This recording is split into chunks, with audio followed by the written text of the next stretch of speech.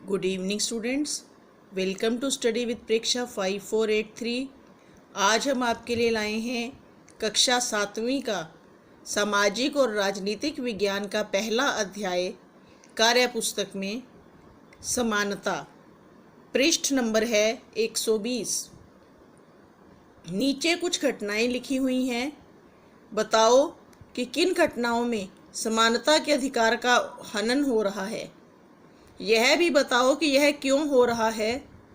पहली घटना को उदाहरण के रूप में बताया गया है कि गीता और उसकी सहेलियों को अपने स्कूल में शिक्षिका रोज सुबह झाड़ू लगाने को बोलती है, पर यह काम स्कूल के लड़कों को कभी नहीं दिया गया। तो इसमें समानता के अधिकार का हनन हो रहा है। लड़के और लड़कियों में अंतर किया जा रहा है। ये माना जा रहा है कि झाड़ू लगाने जैसे काम केवल लड़कियों को ही करने चाहिए। दूसरी घटना में वाल्मीकि जाति से संबंधित एक छात्र कैलाश वाल्मीकि को ही शौचालय साफ करने को कहा जाता था, सुधीर चौधरी को नहीं। इसमें भी समानता के अधिकार का हनन हो रहा है, क्योंकि सवर्ण व असवर्ण में भेदभाव किया जा रहा है, जबकि स्कूल में सभी विद्यार्थी समान होने चाहिए।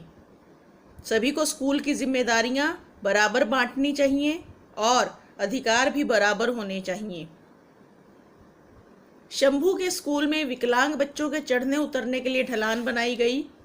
इसमें समानता के अधिकार का पालन किया जा रहा है, हनन नहीं हो रहा, क्योंकि दिव्यांग छात्रों को सामान्य छात्रों के अनुसार कक्षा तक पहुंचने के लिए पूरी सुविधा दी गई है।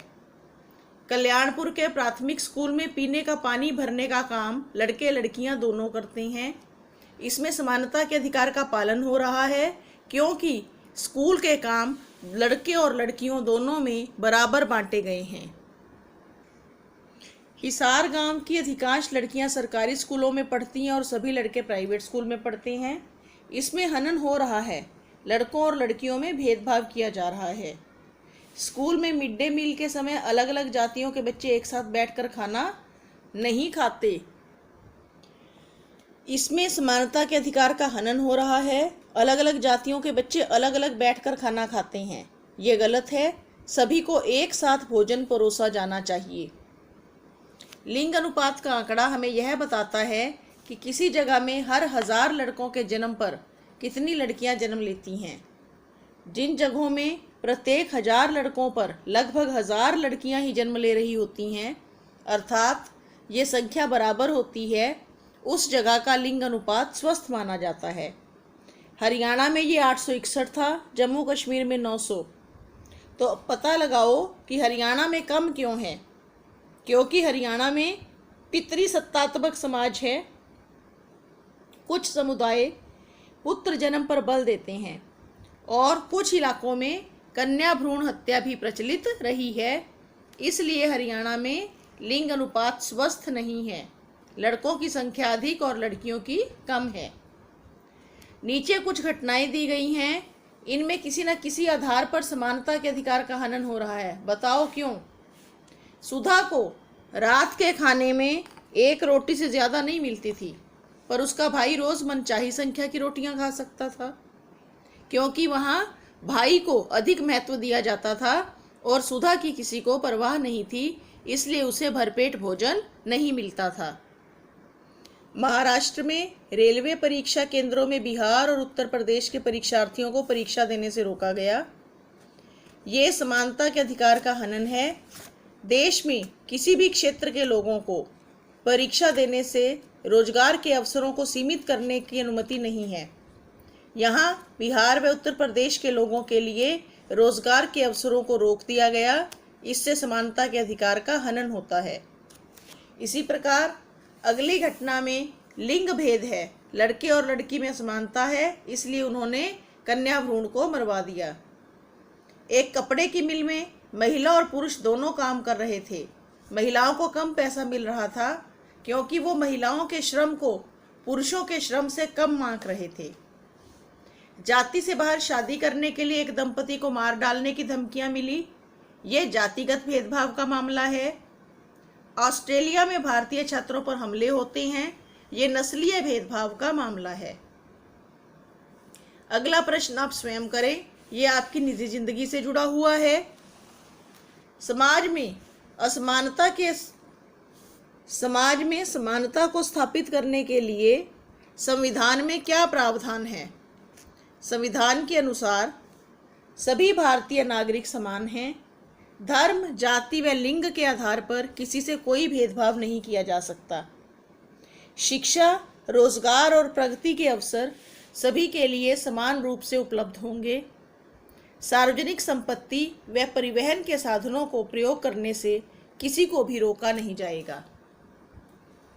नीचे लिखे कथनों में से सही या गलत बताइए। पहला गलत, दूसरा सही, तीसरा सही और चौथा भी सही। समानता के अधिकार को सरकार द्वारा किस तरह से लागू किया जाता है? समानता के अधिकार को लागू करने के लिए सरकार ने विभिन्न कानून बनाए हुए हैं। अस्पृश्यता व मैला ढोने की प्रथा को कानूनी तौर पर खत्म कर दिया है। नारी हो या पुरुष, दोनों को समान काम के लिए समान वेतन मिलेगा। अगले प्रश्न का उत्तर है, हमारे प्रदेश में सभी सरकारी स्कूलों में 8वीं कक्षा तक के सभी छात्रों को मुफ्त शिक्षा व पाठ्य पुस्तकें दी जाती हैं। इसमें जाति या लिंग के आधार पर कोई अंतर नहीं किया जाता। 8वें प्रश्न का अ भाग, मनोहर लाल के बेटे के साथ जातिगत आधार पर भेदभाव किया जा रहा था। अनुसूचित जाति के होने के कारण उन्हें नौकरी के लिए नहीं चुना जा रहा था। अगर हम उसकी जगह होते तो हमें बहुत बुरा लगता और हमें यह देखकर दुख होता कि हमारे परिश्रम और प्रतिभा का कोई महत्व नहीं है। 9वां प्रश्न, सभी लोगों को मताधिकार देने से लोगों के बीच समानता स्थापित होती है और असमानता समाप्त हो जाती है। अमीर, गरीब, हिंदू, मुस्लिम सभी एक ही कतार में खड़े होकर अपना मत देते हैं और अपनी सरकार चुनते हैं। 10वें प्रश्न का अ भाग, पिछले दिनों ही हिसार जिला में अनुसूचित जाति से संबंधित एक युवक को उसके विवाह में घुड़चढ़ी की रस्म अदा नहीं करने दी गई। कुछ तथाकथित उच्च जाति के युवकों ने उसके व उसके परिवार के साथ मारपीट की। अगला भाग आप स्वयं करिए। ये वीडियो यहीं समाप्त होता है। देखते रहिए स्टडी विद परीक्षा 5483। धन्यवाद।